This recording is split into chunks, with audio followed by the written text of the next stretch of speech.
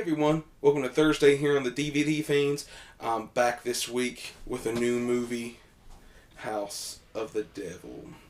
And of course, my name is Foz, and I'm here every Thursday, and I must apologize that I wasn't here the last two. A week before I had my friend Alf from Melmac fill in for me. Thank you, buddy. And last week it was just crazy hectic, so I didn't get a chance to do it. But I promise, no more absenteeism. And this week I will make up for it with the awesome review for an awesome movie called House of the Devil. This takes place in the 80s. And while that's not the most original thing to base a movie in the 80s, it's been, done a lot. This one takes the cake, and I've not really seen another movie based in the 80s feel as 80s as this. I even know that on Amazon right now you can order the special bundle of the DVD and a VHS copy in like a clamshell case. And that's fucking awesome. And hats off to you, Ty West, for that. Hats off to you for this whole movie, man. I really enjoy it. I'm looking forward to seeing what you're doing with Cabin Fever 2 coming out on Tuesday. I always heard The Roost was good. So, Ty West, gotta watch out for it.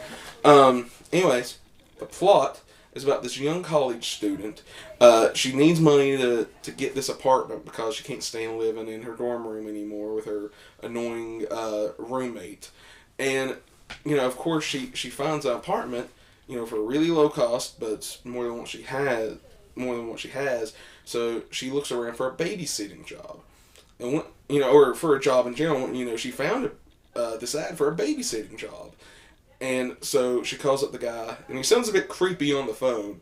She says, fuck it, I'll meet him anyways. Well, the guy doesn't show. What a douchebag, right?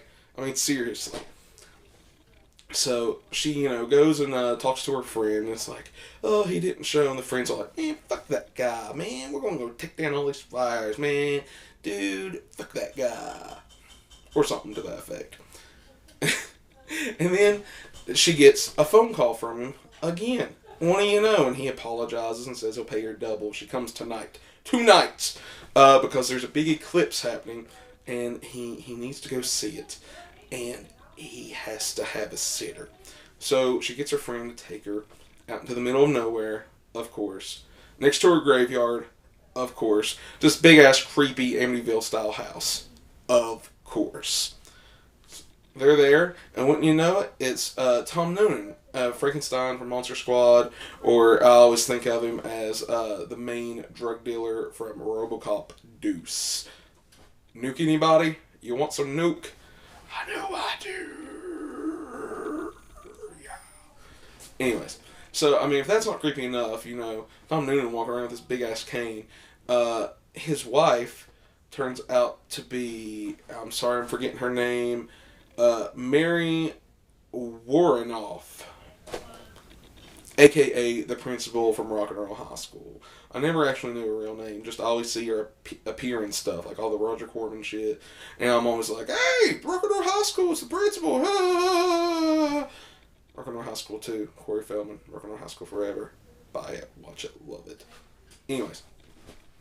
So, they send the friend off, and it's like, oh, pick me back up at 12:30, I'll be fine here in this creepy-ass house. And what, the friend leaves, but doesn't make it too far, if you know what I mean.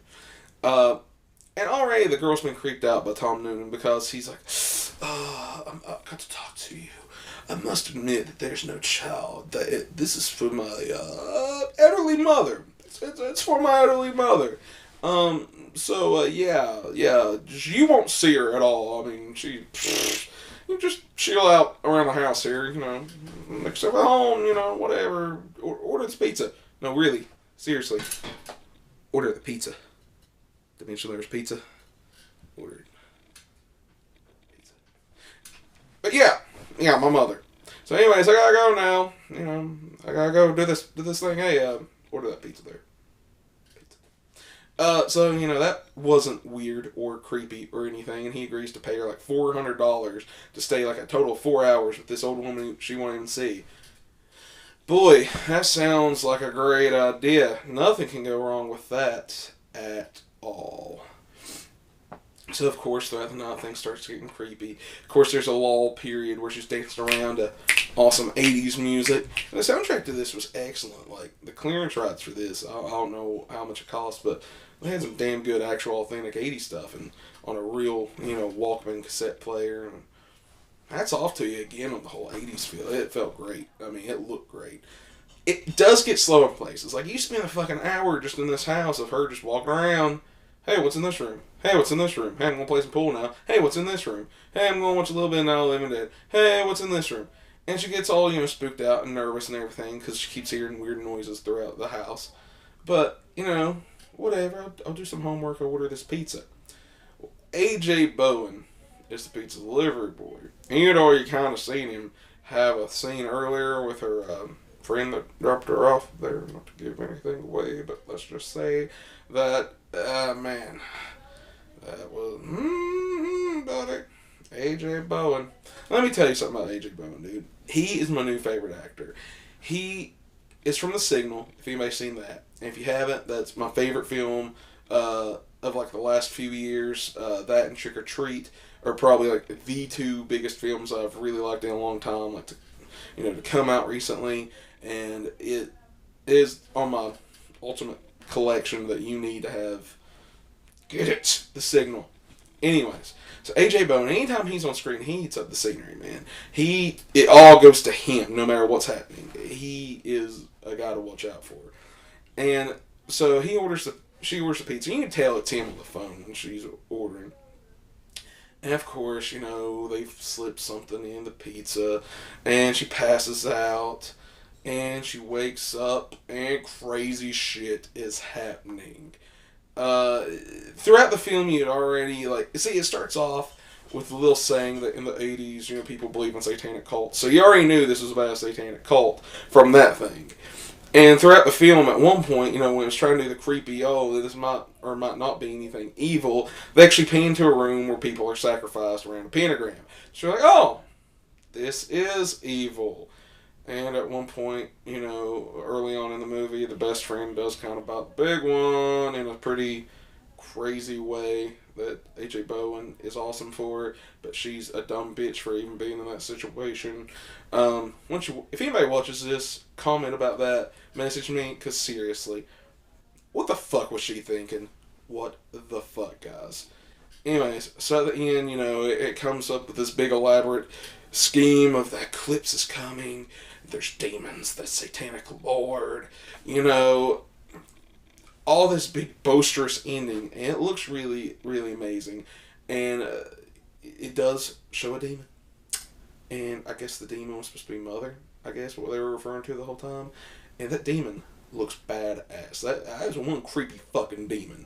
Okay, I've seen some demons in my time. That's a fucking demon right there. And so of course she escapes from her captivity, and they have this big battle at the end. Of course, there's the twist plot ending after the battle's over. It has to be seen to fucking believed. Ty West, you are a genius. In all seriousness, though, it's a really good movie. Real solid flick. I'm sure you've probably seen other people review it. This is me reviewing it. House of the Devil. You can find me every Thursday right here on the DVD Fiends. No more absenteeism. You can find me on my channel, youtube.com/FozRotten, and you can find me in my band at myspace.com/FozRotten. Get it? Got it? Good. Bye.